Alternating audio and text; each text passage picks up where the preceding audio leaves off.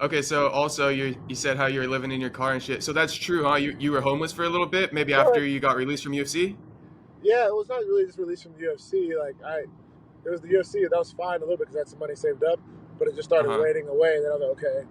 And then I was doing this like executive protection job and uh, all that stuff. But they wanted me to pick between that and fighting, and that was the agreement when I first started because it's not like bodyguard work or bouncing. It was pretty like high speed stuff. So it was pretty solid money. At the same time, they wanted all of my time, and Mm. that's not the case. So I walked away. I was like, guys, no. Like I know I'm called to fight. I'm patiently waiting for the next one, and impatiently at times too. And I still had clients, and I still do that, but I didn't want to waste my money because I didn't know what the next fight was going to be. So I was like, whatever. Like parked in the gym parking lot, had my motorcycle and my bike. I'd wake up in the morning. I'd go shower at the gym, train, go back, ride my motorcycle around for a while, come back at night, and yeah. I mean, it's funny. It's not. It wasn't easy, and it wasn't like glorious. I think I had a solid attitude about it. That's maybe what helped. But um, I was patiently waiting. I knew I couldn't go back to North Carolina. I knew I couldn't. Like I knew why I came down here, and also, um, like I didn't just come to Florida for nothing. So it was like be patient, stick through it, get better. I mean, it helped me because I would go hit the bag in the mornings. I would go train. I didn't have really far to go when I wanted to wash my Yeah, clothes. seriously. Whenever I need to wash my clothes, I just go by this laundromat, and I was good. And my favorite Irish pub is right there, so I just go chill, get fish and chips. So like, I was good, but it wasn't the best situation, obviously. I knew I could take care of myself, like I could protect myself, all that stuff. But it was interesting. And then one day, Henri Hooft, my coach, was like, I don't think I didn't tell anybody. So he just walked by, and the security that patrols the gym was like, hey, there's somebody in the car.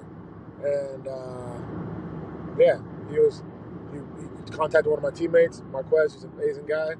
And I showed at his house, on his couch for a while, living a lavish life with AC. And then I won a fight. I fought Jared Gooden. A couple weeks later. And then things started taking off. Then I was waiting for a while, and I was on the farm and all that. So, it was kind of like a cool time to be isolated when I look back on Yeah. it. If you say, do you want to go through it again and revisit that? No. But I'm grateful for that time.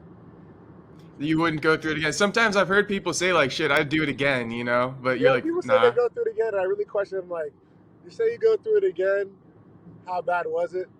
I'm good. Yeah. Like, I'm good. Like, I'm fine. I'm grateful for everything I learned from it. The lessons I might have missed during then, okay, but like I'm good. I'm good. I've been Gotcha. back And to the a farm. few things. Sorry, Sorry. go ahead. Go ahead. No, go ahead. What you say? Okay. So you said you had a bike, but did you have a car at all that you were able to like sleep in with like a roof? Oh, oh, Can you hear sorry. me? The roof. What about the roof? You said? Oh, did you like? Because you said you had like a bike, but did you have a car, something like with a roof over your Oh head? yeah. I have a motorcycle and a Okay. car at the time, so it Gotcha. was just like yeah. So I had the car and then the motorcycle, but my motorcycle was my favorite thing in the world. So I was like, I'm not letting this go.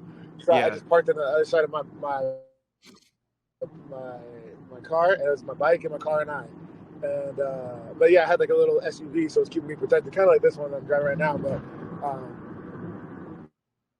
it was a lot bigger, so I could turn the back kind of like it wasn't really a bed. I had so much of my stuff in there that I would just like sometimes sleep in the front seat, or I turn the back into a really cool bed.